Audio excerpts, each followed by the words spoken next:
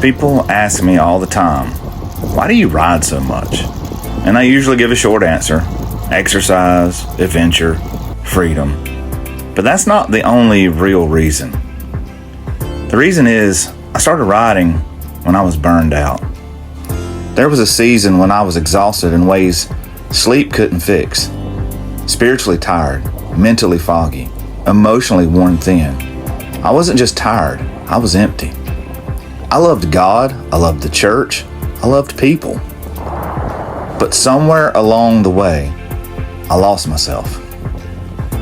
Burnout doesn't always announce itself. Sometimes it doesn't look dramatic. Sometimes it looks like faithfulness.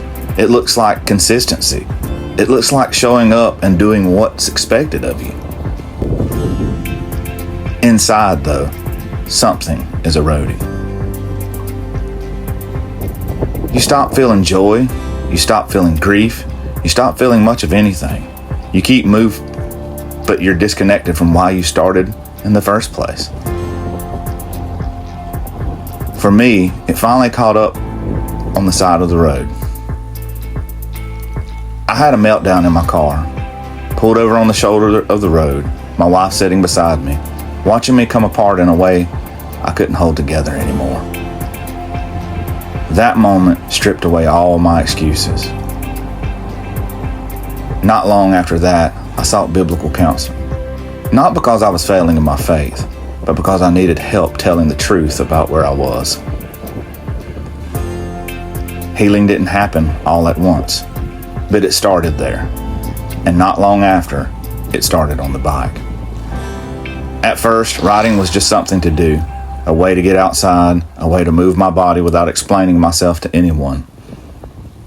I didn't ride to pray. I didn't ride for clarity.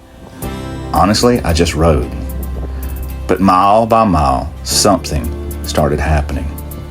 The noise quietened. The pressure loosened. My prayers stopped sounding like sermons and started sounding like honesty. Sometimes they weren't even words, just breath, just effort, just being present. On the bike, I didn't have to perform. I don't have to fix anyone. I don't have to have answers. I just have to pedal. Burnout taught me how much of my life was lived in my head. The bike brought me back into my body. Breath, heart rate, cadence, gravity, wind. Simple things that reminded me I'm alive. There's something sacred about steady effort, about rhythm, about learning to breathe again.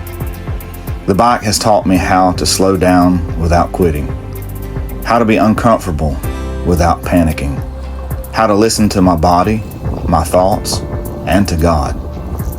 It keeps reminding me that I am human before I am useful. I'm not riding away from burnout. I'm riding through it.